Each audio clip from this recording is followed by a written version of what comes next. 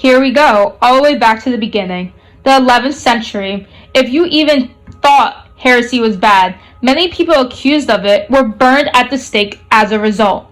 So you may be wondering, what is heresy and why do you have such a harsh death if you cause it? Well, is the belief or opinion contrary to the Orthodox religion doctrine?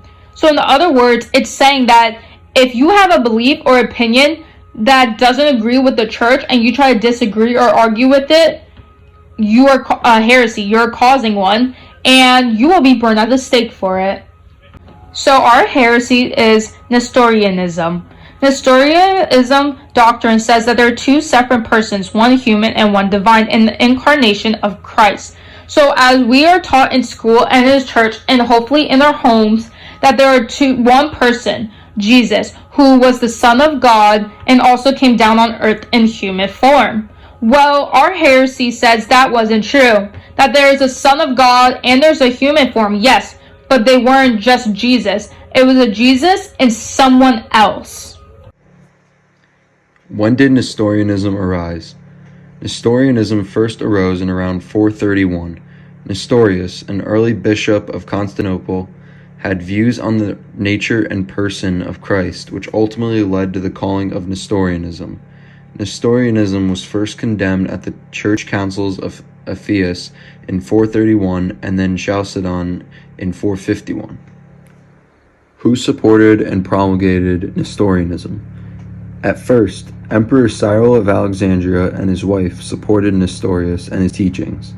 However, Pope Celestine supported Cyril. Nestorianism went against the Catholic Church, teaching that they did not accept the doctrine of Christ's incarnation. Cyril of Alexandria then took Nestorius in front of the Council of Ephesus. From then on, he opposed Nestorius after declaring his teachings a heretic. Nestorius attacked the title Theotokos in a cathedral in Constantinople on Christmas Day in the year 428. He proclaimed to the crowd that God was not Mary's son, and the title Mary, the Mother of God, implied that God was born of a woman. The first to counter the heresy was the clergy of Constantinople. As word of it spread, Bishop Cyril of Alexandria condemned the heresy and demanded Nestorius explain and defend his thoughts. Cyril sent Nestorius to Rome to give Pope Celestine his 5-book rebuttal titled Against Nestorius in order to make his decision. After reviewing that material, Pope Celestine commanded that Nestorius recant within 10 days. Nestorius never sent his recantation and instead preached his beliefs louder and more powerfully. Heretics who believed in Nestorianism did not accept the doctrine of Christ's incarnation. They believed that the incarnate Christ was two persons, one of them being human and one being divine. This belief developed because of the rejection of Mary's title, Theotokos.